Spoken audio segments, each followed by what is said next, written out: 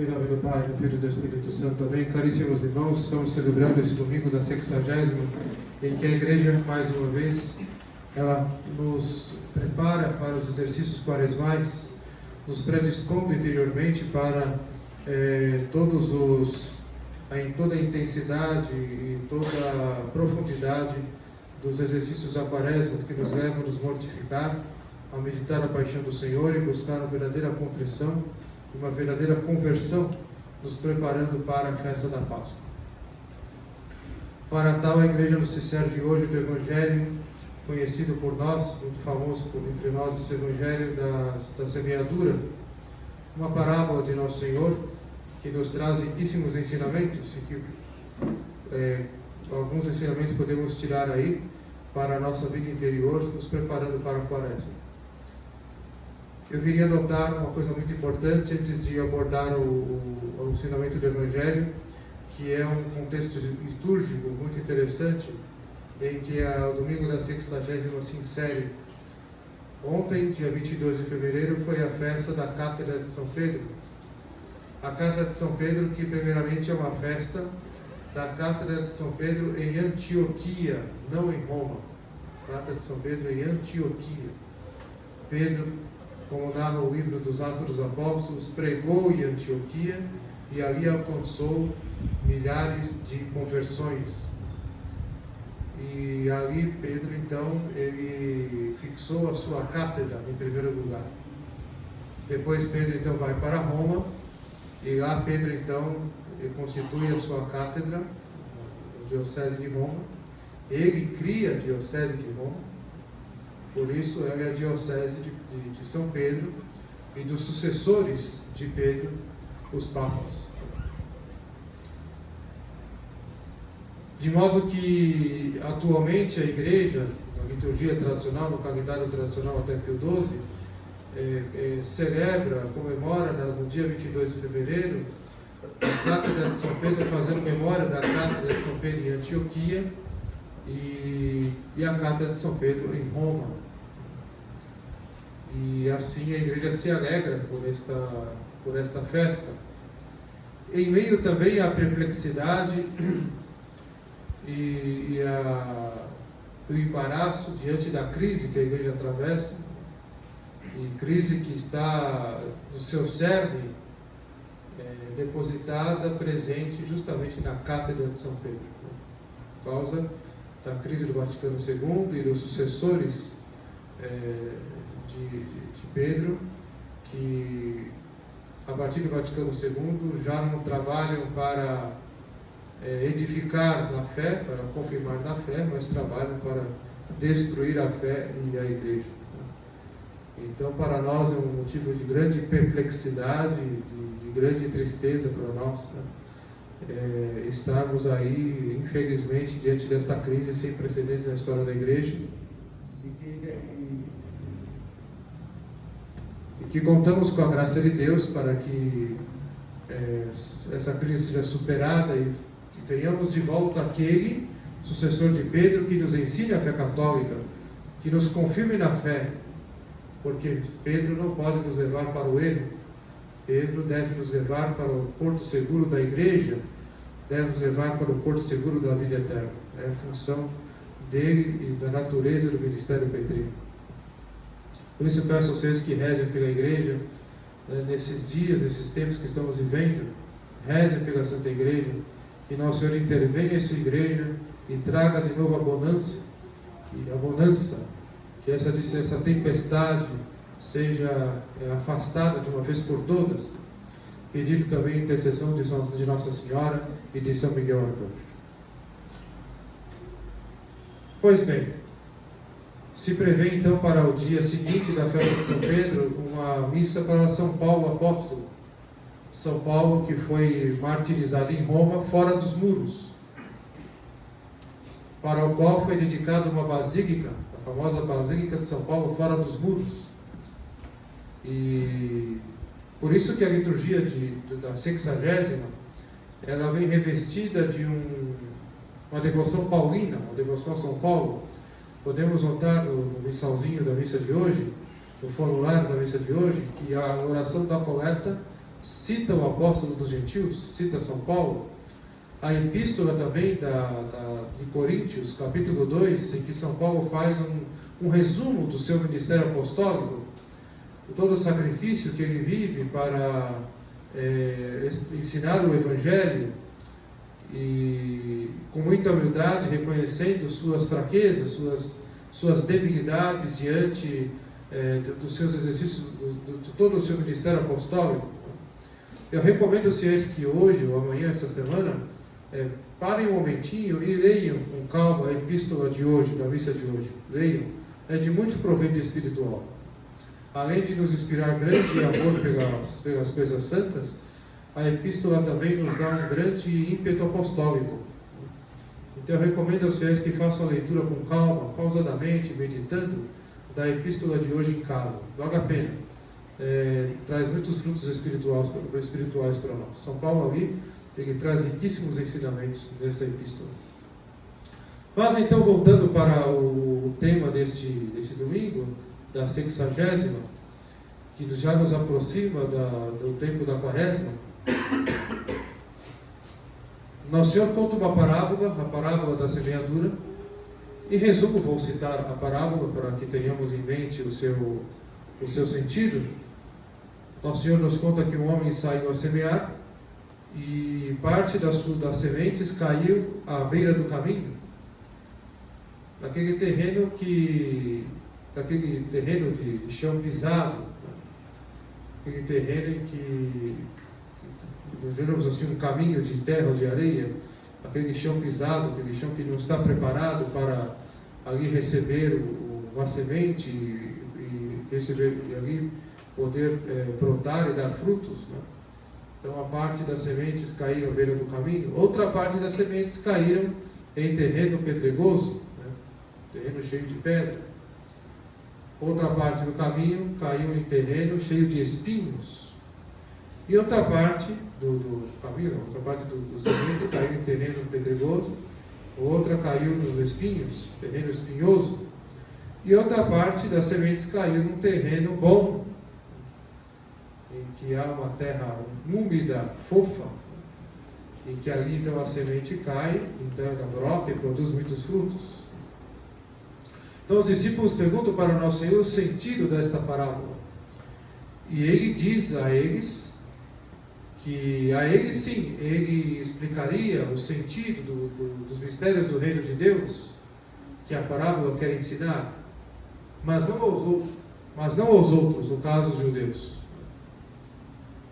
Porque os discípulos tinham disposição interior, amavam o Senhor, conviviam com o Senhor, tinham intimidade com o nosso Senhor, portanto queriam entender os seus ensinamentos, tinham docilidade de consciência, abertura interior para entender procurar entender os ensinamentos do Senhor. Já os judeus, com a sua presunção, com a sua arrogância, né, com a sua petulância, tinham curiosidade sobre o que o nosso Senhor dizia, achavam até interessante a sua doutrina, a sua sabedoria, o seu conhecimento, mas ficavam nisso. Não tinham disposições interiores para receber a doutrina. Por isso que nosso Senhor termina dizendo esta parte aos discípulos: tudo lhes é ensinado em parábolas, para que ouvindo não entendam, e para que ouvindo não escutem, e para que vendo não entendam. Dessa maneira, então, nosso Senhor ele fala sobre as disposições interiores, que é o tema da parábola da semeadura, a disposição interior. Esses tipos de terrenos dizem respeito aos tipos de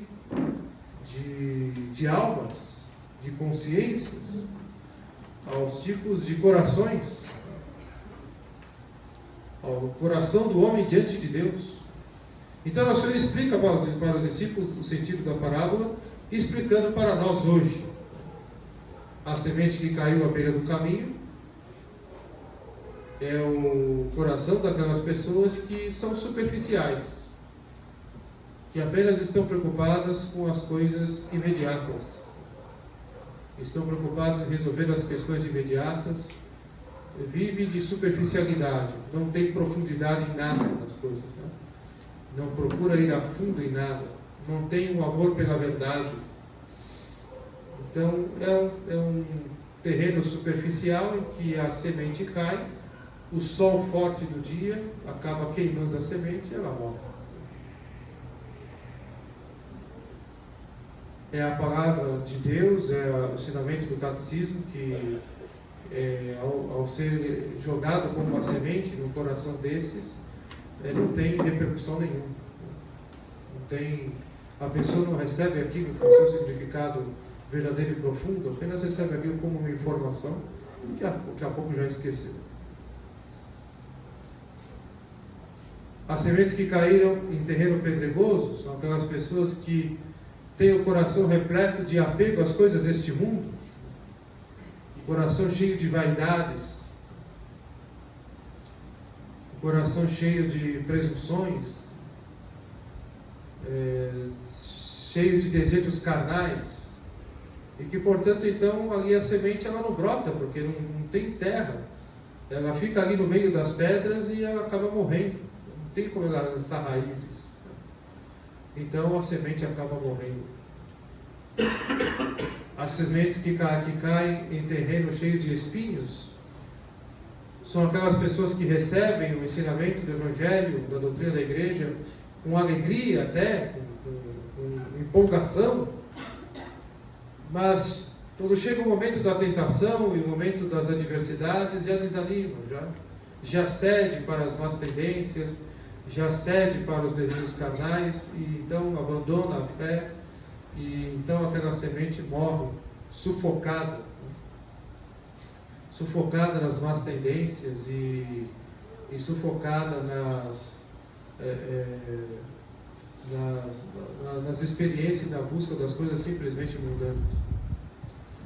E outra parte da semente cai em terreno bom, uma terra boa, bem preparada, úmida, fértil. Então ali a semente cai e produz muitos frutos.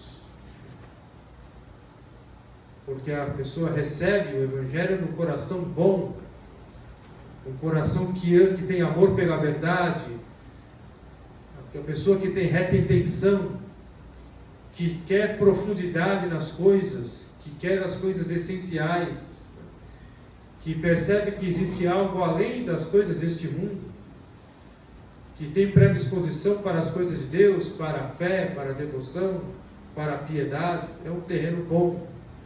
E quando o Evangelho cai, como uma semente ali, ele acaba produzindo muitos frutos, porque é um receptáculo, é um ambiente, é um terreno propício para que aquela semente, então, produza muitos frutos.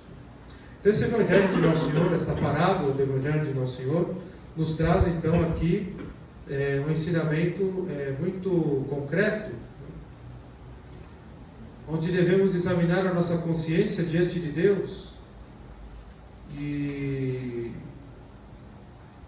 examinar diante dele quais são as nossas disposições interiores diante de Deus. Assim a igreja já nos prepara para a Quaresma de antemão, para já conscientes das nossas disposições interiores, possamos então retificar o coração, para na Quaresma retificar a vida, para que já cheguemos no início da Quaresma, recebemos as cinzas em nossas cabeças, com aquelas devidas disposições para bem vivermos os exercícios quaresmais. E que assim a Quaresma dê muitos frutos, que seja uma semente que cai em nosso coração e dê muitos frutos de santidade e que nos leve a uma verdadeira mudança de vida. Pois bem, a igreja nos adverte sobre algo muito importante, né, que vivemos em nossa interioridade, no nosso dia a dia, que é a realidade dos nossos estados de ânimos, e que se confundem com as nossas disposições interiores. O estado de ânimo é estado da alma, está ligado às nossas paixões, aos nossos desejos, aos nossos sentimentos, está ligada à nossa sensibilidade, à nossa corporeidade. E, portanto, está ligado também às nossas más tendências, às paixões desordenadas. Então, uma notícia boa nos deixa muito alegres, empolgados. Uma notícia triste já nos deixa acabrunhados, nos deixa para baixo. Né? Uma situação que nos contraria, já nos traz um desânimo. Uma outra situação nos deixa magoados. Uma outra situação pode nos deixar frustrados. Então são estados de ânimo. Um dia acordamos muito bem, dispostos. Aí já veio uma notícia lá, uma preocupação, pronto, já acabou o dia para nós, já ficamos chateados e estado de ânimo. Então esse estado de ânimo provém da nossa realidade sensível. Ele provém da nossa concupiscência, a concupiscência da carne, né? Que resume todas as nossas más tendências, né? As tendências desordenadas como consequência do pecado original. Por outro lado, as disposições interiores são as disposições da alma que se encontra em graça, estado de graça. São as disposições interiores para amar a Deus, para amar o próximo, para cumprir então os deveres para com Deus acima de tudo e em primeiro lugar. São as disposições interiores para cumprir os deveres de Estado, para cumprir os deveres familiares e deveres profissionais. Tudo por amor a Deus. Por isso, as disposições interiores, elas não provêm da corporeidade ou da sensibilidade humana, mas provêm da graça de Deus. E ela brota em nós pelo ato da vontade. Pelo ato da vontade, que é a faculdade, ou o sentido interno, o sentido interior, o sentido da alma, que é querer ou não querer.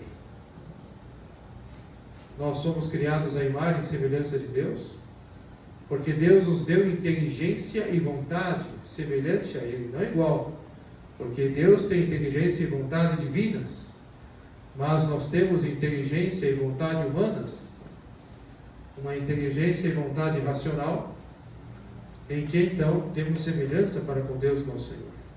Somos imagem e semelhança de Deus. Então Deus nos deu então a faculdade da vontade, onde então ali nós queremos e não queremos, e ali nós decidimos o que vamos querer e o que não vamos querer. De modo, caríssimos irmãos, que às vezes ficamos, quem sabe, embaraçados. E neste tema, São João da Cruz, Santa Teresa d'Ávila, Santa Catarina de Sena, Santa Teresinha, eles tocavam muito nesse tema, como grandes místicos que eram, porque muitas vezes o estado de ânimo acaba se confundindo com as disposições interiores. De fato, quando nós nem todo dia estamos com vontade de rezar o terço, nem todo dia estamos com vontade de fazer meditação, nosso estado de ânimo não colabora.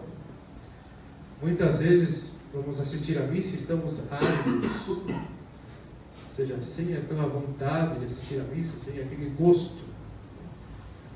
Muitas vezes vamos comungar e não temos as disposições interiores, né? Por quê? Porque o nosso estado de ânimo não está bem, né? Estamos preocupados com o problema que tem que resolver amanhã, né? Com as contas que temos que pagar, com as dificuldades que temos que enfrentar. Sabemos que o que nos espera na semana, isso nos preocupa, nos deixa às vezes tristes, chateados, desanimados. Então o estado de ânimo acaba suplantando as disposições interiores. Esse estado de ânimo adverso dessa maneira e desordenado, ele é um sintoma da nossa miséria. E de modo que atrapalha a vida de oração, a meditação, a vida mortificada. Né? Deixamos a oração para depois, ou não rezamos, justificamos para fazer outra coisa, para não ter que rezar, para não ter que cumprir o dever. Deixamos os deveres para frente, para cumprir depois, porque não estamos animados para cumprir aquele dever. De modo que o estado de ânimo às vezes vai determinando a nossa vida, né? Vai determinando as nossas escolhas. O estado de ânimo vai tomando conta da nossa interioridade. E é aqui que está o grande combate a qual nós nos propomos nessa quaresma, que nos espera. Em que nós, caríssimos irmãos, não nos deixamos confundir e embaraçar e ficarmos perplexos por causa dos nossos estados de ânimo. Devemos compreender que o estado de ânimo é algo completamente efêmero, é como o vento. Então, quando o vento está a favor, então estamos bem animados, alegres, dispostos, empolgados, para rezar a Deus, para fazer meditação, para fazer uma boa confissão, para comungar com frutos, para assistir à missa. Não, tem dia que não é assim. Tem momentos que não é assim. Podemos iniciar a assistência da Santa Missa muito fervorosos, podemos chegar no final da missa já desanimados, com vontade de ir embora, e com sono, cansados. É o estado de ânimo. De modo que não podemos ficar escravos dos estados de ânimo. Devemos estar atentos às nossas disposições interiores diante de Deus. Então nós não devemos cumprir nossos deveres porque estamos sentindo vontade ou não. Porque estamos cansados ou estamos descansados. Porque estamos animados ou desanimados. Porque estamos alegres ou estamos tristes. Independente do estado de ânimo, são as disposições interiores que devem determinar as nossas atitudes diante de Deus. A maneira de cumprir nossos deveres para com Deus e para com o próximo. A maneira de cumprir nossos deveres para conosco. A maneira de cumprir os deveres de Estado, os deveres profissionais, os deveres familiares. Deve ser com disposição interior, independente do estado de ânimo. Muitas vezes, Deus permite nós passarmos muito tempo, e os místicos da igreja, como já citei, São João da Cruz, Santa Teresa, Santa Teresinha, passavam às vezes anos e anos experimentando aridez espiritual. Porém, nunca deixaram de comungar com fervor. Nunca deixaram de rezar o terço com devoção. Nunca deixaram de fazer uma meditação com frutos. E as obras deles mostram que realmente aquilo que eles escreveram de suas experiências místicas mostram realmente que a graça de Deus ela é muito mais forte, mais profunda, mais efetiva, causando em nós aquelas disposições interiores necessárias para amar e servir a Deus, nosso Senhor, bem além dos nossos estados de ânimo. Eles não sentiam cansaço, não sentiam desânimo, sentiam até aridez espiritual. Se os santos da igreja, os grandes místicos, experimentaram isso, nós que somos pecadores, que não estamos no nível deles, também não sentiremos? Claro. Nós seremos poupados disso? Claro que não. Então sempre o nosso estado de ânimo vai tentar, como a carne que pesa, vai tentar então tomar conta das nossas decisões, vai tentar determinar o que vamos fazer ou não vamos fazer. O que nós vamos fazer ou deixar de fazer não pode ser determinado pelo estado de ânimo, deve ser determinado pelo ato da vontade, pelas disposições interiores. Então podemos estar ali assim totalmente desanimados aquele dia, aquele calor, né, na metade do dia, aquele calor, nossa, e aquele até um mal-estar, né, que sentimos, que é normal, né, diante de temperaturas muito altas, ou também em tempo de inverno, aquela tarde fria, que dá vontade de não fazer mais nada, de ficar embaixo da coberta e deixar o tempo passar, né?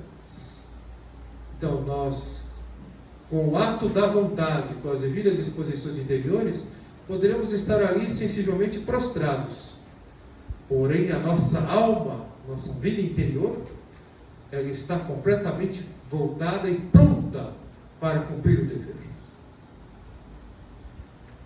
É algo que é mais forte que nós mesmos, para o bem que é a graça de Deus.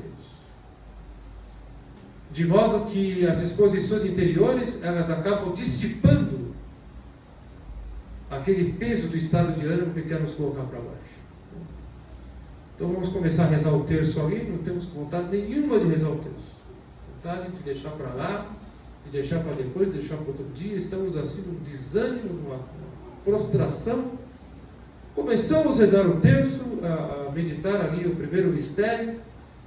Terminando a primeira dezena, aquele estado de ânimo simplesmente se dissipa. Por quê? Porque as exposições interiores tomaram conta da nossa alma, de modo que elas se expandem e acabam até determinando uma disposição para o próprio corpo. Isso acontece. E ficamos animados para rezar. E ficamos empolgados. Às vezes não. Às vezes estamos ali com as disposições interiores necessárias para rezar um bom terço, fazer uma boa meditação. Mas aquele cansaço, aquela preguiça, aquela apatia, aquele desânimo está ali. Não tem problema, deixa lá. Deixa lá. É o estado da nossa carne. É o momento que estamos vivendo naquele momento. Nosso psicológico está vivendo aquele estado de ânimo. Então, independente disso, o meu coração, o que eu quero, o meu ato de vontade, é rezar com toda a devoção. É rezar o texto com todo amor ao nosso Senhor. É fazer aquela meditação para tirar dali muitos frutos. O máximo de frutos que eu puder. E como termina o Evangelho de hoje, que o coração bom, que é o coração, que é o terreno cultivado, né? Terreno úmido, que dá frutos quando cai a semente. Esse coração bom é um coração que cultiva a vida interior. Que cultiva a vida interior. Que constantemente está no combate. E devemos estar atento a algo que o Dr. Plínio Correia de Oliveira dizia, que um dos efeitos da revolução é nos causar um desânimo implícito. É um desânimo devido ao fato de que a revolução nos cerca de todos os lados e vai tirando, cerceando nossa liberdade, vai tirando nosso gosto pelas coisas. Você é proibido disso, proibido daquilo, você perde a espontaneidade, você perde uma série de liberdades, de condições. Você se sente amarrado, cercado, você se sente encurralado de tal maneira que você é forçado a olhar para frente e não ver perspectivas. Por exemplo, como a situação do nosso país, que é fruto da revolução. Então, um pai de família, uma dona de casa, um comerciante, um empresário, um professor, quer dizer, um estudante, olha para frente. Então, a revolução causa tais efeitos propositais para quê? Para causar um desânimo. Aquele desânimo de fundo, não é aquele desânimo que vem e depois vai embora, mas um desânimo de fundo, um desânimo que fica ali presente no nosso psique, né, psicológico, e para nos tirar o intuito do combate. Isso é feito propositadamente pela revolução, para nos tirar aquela atitude, aquele intuito do combate. Então devemos ter consciência disso. Estamos vivendo em meio aí a revolução que nos cerca, que nos combate, que quer nos destruir. Então, pela graça de Deus, podemos enxergar essa realidade, que não é simplesmente exterior, mas interior. De modo que o estado de ânimo momentâneo não pode determinar os meus deveres. O que deve determinar o cumprimento dos nossos deveres é o ato da vontade, as disposições interiores diante de Deus. As convicções que vêm da fé. A consciência formada dos princípios da moral católica. um bom terreno, um coração bom, bem disposto, com docilidade interior para receber as ordens divinas, os seus ensinamentos para colocá-los em prática, com assentimento da inteligência e da vontade. De bom grado, receber os exercícios quaresmais, os sacrifícios, as cruzes diárias, por amor a Deus, nosso Senhor, que não poupou-se nada por amor de nós, e que, portanto, não devemos poupar nada por amor a Ele, e tudo aquilo que Ele nos pediu. Então, as disposições interiores, caríssimos irmãos, elas brotam do ato da vontade, de modo que, como vamos, por exemplo, rezar o terço, ou ler a vida do santo, e estamos ali com um estado de ânimo não propício para tal, e rezamos, e lemos com interesse a vida dos santos, e estudamos o catecismo, e persistimos, e perseverando, como termina o Evangelho, os frutos que vêm com a paciência, com a constância, com o tempo, né? É a constância diária, é a perseverança do dia a dia. Então vai dando frutos na paciência, na constância. De modo, caríssimos irmãos, que essas disposições interiores nos levam então a nos santificar no nosso dia a dia.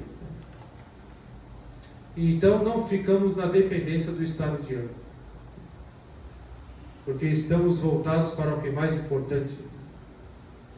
E quando rezamos, persistimos em rezar no estado de ânimo adverso, isso tem muito mais mérito diante de Deus.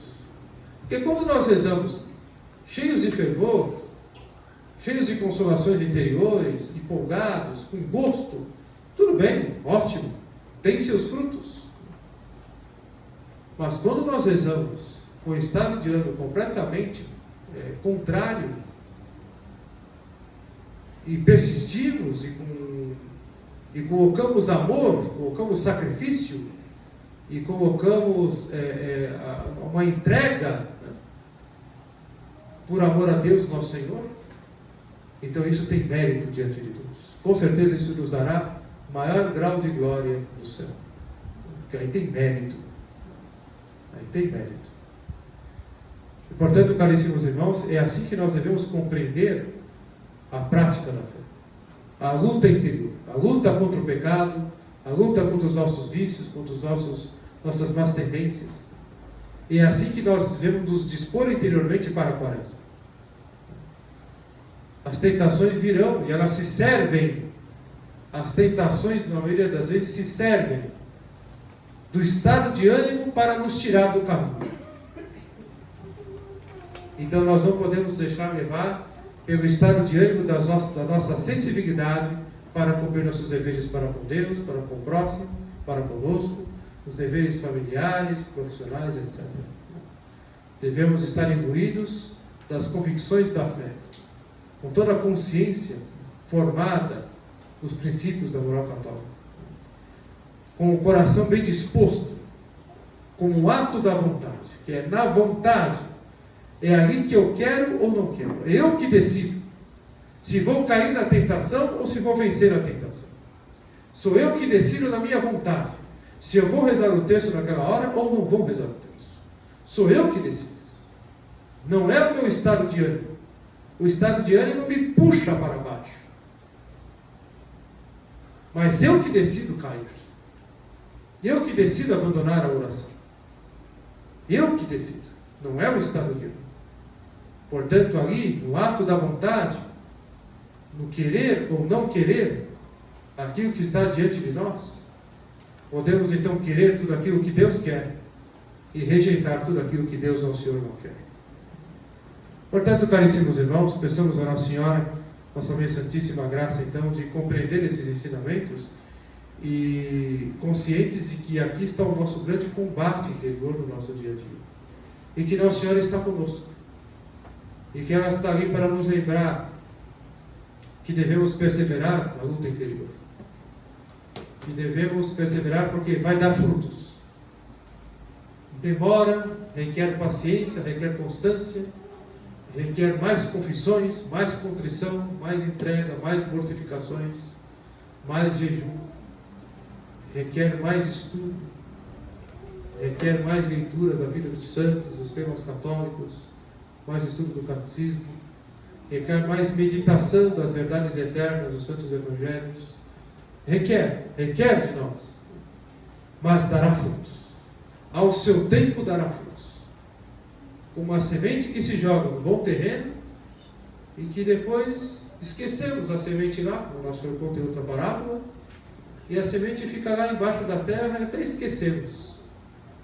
Mas com o tempo, aquela semente brota, dá fruto, se torna uma árvore grande e sempre forte, dá muitos frutos. E bate o vento, que ela vai para um lado, vai para o outro, mas ela não cai, porque ela tem raiz, porque ela tem um tronco forte. Vem a chuva, vem o sol, ela resiste o sol, ela resiste a chuva, e ela dá frutos ao seu tempo. Assim também é a vida interior, assim também é a vida espiritual. Quem edifica a sua vida na rocha, como diz nosso Senhor, pode vir a chuva, a tempestade, a casa não cai. A rocha é a disposição interior que provém da vontade, pela graça de Deus. Mas quem edifica a sua casa na areia, vem a chuva, vem a tempestade, derruba a casa, porque não tem base, não tem alicerce, não tem a pedra com a qual edifica aquela casa. Assim também é na vida interior. Então pensamos a Nossa Senhora, Nossa Mãe Santíssima, que compreendamos o sentido profundo desse ensinamento, e diante da quaresma que está aí às portas, nos preparemos já interiormente para os exercícios quaresmais, buscando uma vida nova, buscando uma vida santa, fortificando a nossa vontade. De modo que, caríssimos irmãos, a vida de oração unida à vida mortificada fortifica a vontade. E nessa quaresma teremos então a graça de nos colocar à prova. E colocando a vontade à prova, ela se fortifica. De modo assim, caríssimos irmãos, que a vontade vai resistindo aos movimentos da carne, aos estados de ânimo, e vamos então caminhando para a vida eterna com aquela prontidão interior, com aquela disposição necessária para cumprir o dever, para servir a Deus, para amar a Deus. Então pensamos na Nossa Senhora, Nossa Santíssima Mãe, que nos ajude então a tirar dessa meditação muitos frutos, e que possamos tirar daqui propósitos, para que possamos assim colocá-los em prática. Louvado seja nosso Senhor Jesus Cristo. Para sempre seja louvado.